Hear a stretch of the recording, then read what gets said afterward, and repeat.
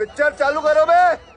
आदत है वो इनकी निक्कर की है, तो सुबह निक्कर पहनते हैं और प्लानिंग करते हैं कि आज जाके क्या झूठ बोलना है, इतिहास को कैसे मरोड़ना है। हमारे बच्चों को क्या सिखाते हैं कि राष्ट्र की बात करो, झंडा लो, गाय की बात करो, और अपने बच्चों को कहां भेज रहे हैं कि वहां बैठ के फर्स्ट क्लास दुबई के अंदर बैठ के क्रिकेट का मैच देखो, लुत्फ उठाओ, मजे लो। हमारे बच्चे मरने कटने के लिए दंगों में डालने की प्रेरणा देते हैं, कैसे दंगों के अंदर जाएं, और अपने बच्चों को बाहर पढ़ाते हैं अच्छी जिंदगी। अब देखिए यही सुबह व्हाट्सएप पे डलवाते हैं कि गांधी को क्यों मारा नथुराम गोडसे जी ने, ये डलवाते हैं खूब व्हाट्सएप पे। आप सबके व्हाट्सएप पे आप देखते होंगे, आता है रोज। और फिर गांधी जी का चरखा भी चलाते हैं मोदी जी। कुछ भी तो हाईली कंफ्यूज जो लोग हैं कि किसके साथ है, इनको पता ही नहीं है। जम्मू कश्मीर में ना कोई पूछता नहीं, पंजाब में ना कोई पूछता नहीं, दिल्ली में 7 पुश्तों में इनका कुछ नहीं होना।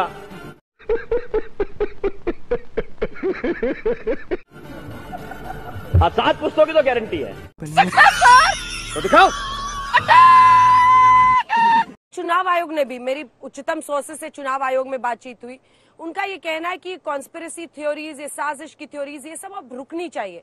उन्होंने ये कहा कि इससे मतदाता के मन में भ्रम पैदा होता है, वोटिंग परसेंटेज गिरता है, और वोटिंग परसेंटेज का गिरना किसी भी लोकतंत्र के लिए सेहतमंद नहीं है। आप क्या कहेंगे, क्या वाकई अब विपक्ष की ये जवाबदेही जिम्मेदारी नहीं है कि सुप्रीम कोर्ट के इंटरवेंशन के बाद थोड़ा सा इस पर जिम्मेदाराना तरीके से उनको बोलना चाहिए? चुनाव आयोग जो कहता है, मैं चुनाव आयोग पर कोई शंका नहीं कर रहा अंजना, लेकिन चुनाव आयोग खुद भी कुछ आरोपों के लिए उसे जिम्मेदारी उठानी चाहिए। वो बहुत मेहनत करते हैं, भारतीय चुनाव बहुत अच्छे हैं, लेकिन चुनाव आयोग पर इधर जो सवाल उठे हैं उसका जवाब भी चुनाव आयोग को ही देना चाहिए या उसके पूर्व अधिकारियों को देना चाहिए। आज वो कह रहे हैं वोटिंग परसेंटेज शंका की वजह से कम होती है, मुझे ये तर्क गले नहीं उतरता। वोटिंग परसेंटेज के और भी बहुत से रीजन हैं, लेकिन मैं चुनाव आयोग जो कह रहा है वो अपनी जगह है। एक बात मैं जरूर कहना चाहूंगा इस फैसले के बारे में कि हमारे भारतीय लोकतंत्र में लोगों को कहने का हक है, अपनी बात बोलने का हक है, लेकिन अदालतों की इज्जत भी करें, क्योंकि वो अदालतें भी हमारे लिए ही हैं।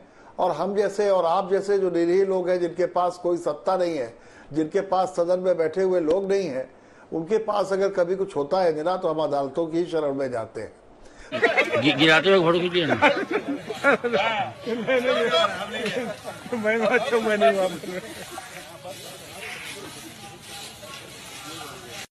तो ये तो वही है कि जिस टहनी पर हम बैठे हैं उसे काट डालें। तो आज अदालत ने अगर दूध का दूध पानी का पानी किया है, तो इस पर बहस आज नहीं तो कल इसलिए रुक जाएगी क्योंकि जनता अब उसको स्वीकार नहीं करेगी। आज भी इस देश का आम आदमी मानता है कि अदालतें सोच समझ कर निर्णय करती हैं। एक बात मैं और कहना चाहूंगा, चुनाव दर चुनाव ऐसा महसूस होता है कि खटास बढ़ती चली जा रही है। आज किसी एक व्यक्ति ने फोन किया, वो रिटायर्ड IAS अफसर थे, और उन्होंने कहा मैं इस बात से बड़े सुकून में हूं कि मेरे यहाँ चुनाव हो गया, कम से कम मुझे बकवास नहीं सुननी पड़ेगी। दूसरा उनका वाक्य था कि टेलीविजन थोड़ी बंद कर दूंगा, वो तो देखना पड़ेगा। तो हमारे नेताओं को कहीं न कहीं ये भी सोचना होगा कि लोकतंत्र उन्हें उनके पुरखों ने, मैं इस पार्टी या उस पार्टी की बात नहीं कर रहा, जो भी थे वो हम सब के साझा पुरखे थे, चाहे पक्ष में हो या विपक्ष में। उन्होंने लोकतंत्र को बहुत सजा सवार कर हमारे हाथ में दिया। हमारी पीढ़ी के नेता जो भी हों, जिस भी पार्टी में हों, वो इस बात को जरूर सोचे कि उनके मुंह से निकले हुए शब्द इतिहास बनते हैं और मौजूदा जनमानस के चेहरे पर, दिमाग पर, दिल पर ठेस पहुंचाते हैं। ये जिज्ञासा भी जो वो पैदा करते हैं मतदान कम कराती है। तो ये सिर्फ अदालत का काम नहीं है, ये सिर्फ चुनाव आयोग का काम नहीं है, ये काम हमारे राजनेताओं का भी है कि सर्वाधिक चुनावी राजनीति की आवश्यकता उन्हें पड़ती है। हम तो 5 साल में एक बार वोट देते हैं। आप पत्रकार हो, आप समाज को आईना दिखाते हो ना। अगर प्रधानमंत्री कहता है कि नाले में से गैस निकलता है और नाले में से मैं गैस पाइप डाल के देख रहा हूँ, गैस ही नहीं आ रहा, बदबू आ रही है, तो ये बताओ फिर ये बात कौन पूछेगा जाके कि नाले में से गैस निकलता है क्या? जनाब बस मुझे इतना ही कहना था। ठीक है। आशुतोष जी, आपका क्या टेक है इस पर?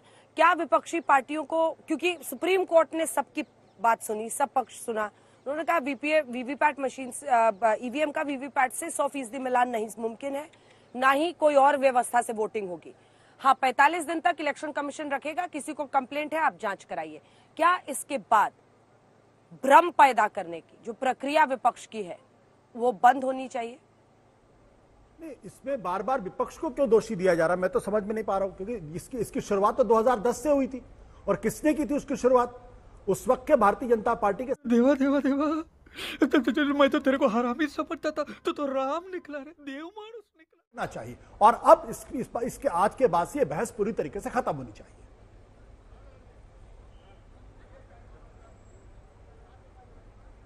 मुझे नहीं पता अनुराग भदौरिया जी कितने सहमत होंगे, कांग्रेस पार्टी के लोग कितने सहमत होंगे। मोहम्मद अमीन साहब आपके पास आते हुए, क्योंकि मुझे याद है पिछली बार भी जब बहस हुई थी तो आप पर बहुत आक्रमण हो गया था मेरे शो में, लेकिन आज सुप्रीम कोर्ट ने इलेक्शन कमीशन के पक्ष को काफी मजबूती से स्वीकारते हुए कहा है ना तो ये वीवीपैट से 100% मिलान संभव है, हम ईवीएम पर पूरा भरोसा रख रहे हैं, लेकिन हाँ चुनाव आयोग को 45 दिन तक रखना होगा। कंप्लेंट है किसी की तो आपको फिर से उसको चेक कराना होगा। नहीं की जा रही थी जो कि मुमकिन नहीं था। सबसे बड़े लोकतंत्र में इस तरह का चुनावी प्रक्रिया को पालन करना, उसको व्यवहारिक करना, और ऐसा थोड़ी है सर कि 2014 में नरेंद्र मोदी मतपेटी लेके आ गए, ईवीएम लेके आ गए, तो पहले से चल रहा था। पहले वो इसको हार का बहाना बनाते थे, अब शायद आप लोग बना रहे हैं। अच्छा, उस बेचारे घोड़े को भी लग रहा होगा किस गधे को बिठा दिया उसके ऊपर। देखिए अंजना जी, बड़ी कमाल की बात सुधांशु जी ने बोली अभी। गोल्ड इंटरनेशनल मार्केट कंट्रोल करता है, डीजल पेट्रोल कौन कंट्रोल करता है, और हमारी रोजमर्रा की दाल चावल आटा कौन कंट्रोल करता है, और किसान की एमएसपी कौन कंट्रोल करता है? अरे इनको आवाज नहीं जा रही क्या? मेरे किसी सवाल का जवाब ही नहीं देते हैं। मैंने कमाल है, जब आप विपक्ष में रहते अनुराग जी एक पहले सवाल का तो जवाब दीजिए। विपक्ष में रहते हैं तब तो ये चिल्ला चिल्ला के बोलते हैं, अब जब सत्ता में आते हैं तो इंटरनेशनल मार्केट कंट्रोल करता है। तो आप झुंझुना बजाने के लिए क्या? किस लिए आप सत्ता में? जनता को सपना देके आए थे ना आप, क्या मांगेंगे तो महंगाई खत्म हो जाएगी, और आप हर चीज में बोलते हैं डीजल पेट्रोल की बात करो तो कहते नहीं वो रेगुलेटरी सिस्टम कंट्रोल करता है, गोल्ड की बात करो इंटरनेशनल कंट्रोल करता है, आटा कौन कंट्रोल कर रहा है भाई?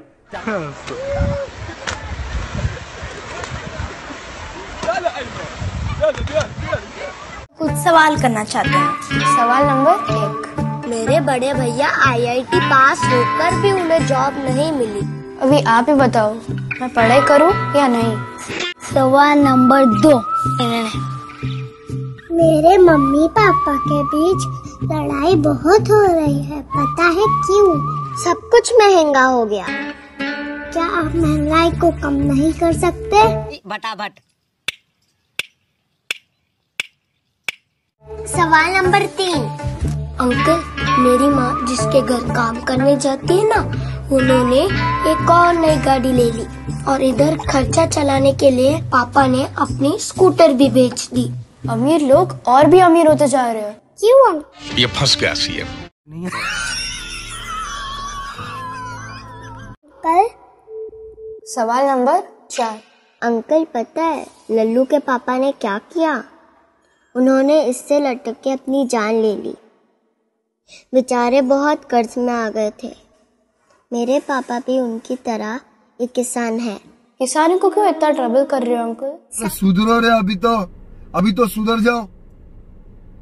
सवाल नंबर 5, अंकल मेरे दादू बता देते कि आप काला धन वापस लेके आएंगे और सबको 15 लाख रुपए मिलेंगे। अंकल आपने वादा किया था ना?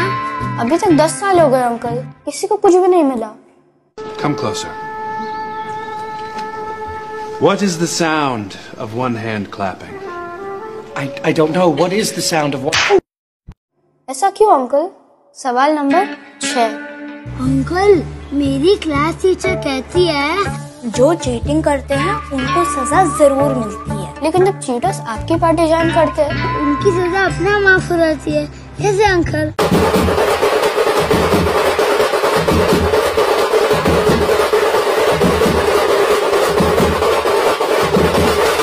सवाल नंबर 7, पापा कहते हैं कि आप सिर्फ उन्हीं लोगों को पसंद करते हो जो आपको इलेक्टोरल बॉन्ड वाला गिफ्ट देते हैं और बदले में आप उनको कॉन्ट्रैक्ट भी दे देते क्या? सफेद झूठ बोलता है, मच्छर को कपड़े पहनाना, हाथी को गोद में खिलाना और मोदी से सच बुलाना असंभव है मेरे भाई। सवाल नंबर 8। अंकल, मैं भी आपकी तरह दुश्मन को अपने उसके घर में घुस के मारूंगा। चाइना तो हमारे घर में ही घुस गया है, अब चाइना से डरते हो क्या?